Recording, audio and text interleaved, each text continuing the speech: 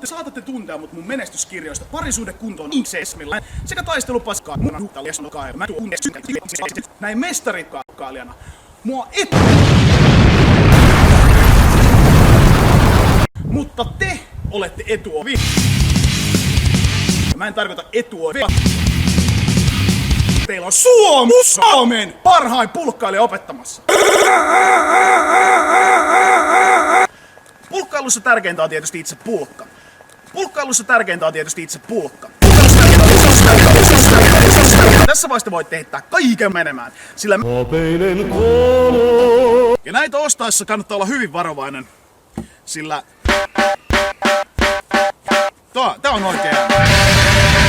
Perustyyli on perseestä, ja sitä ei muutenkaan harrasta kuin sukurutsan tuotokset. Se on pulkkajumalan pilkkaa. Itselleni ja tuskin kovin monella muullakaan oli vuonna 1992 niekerin nahkaiset hanskat. Hei, miksi toi nyt piti sensuroida? Siis mulla on mustaks värityt niekerin nahkahanskat. Verelle siltaa. Vittu oksat raapii mun naama, vittu oksat raapii mun naama. Ja se on hyvä asia se.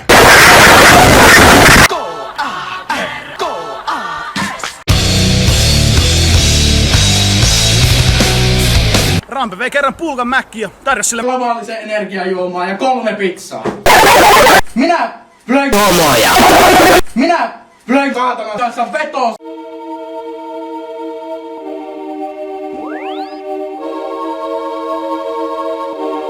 Mitenkä tänne pääsee vittu? Saatana perkele! Aloitaanpa tämä meidän esittely. Tässä on ei oo mikään tämmönen kun on vetänyt tossiloosieniä! Tästä on vähän tomaattimurskaa.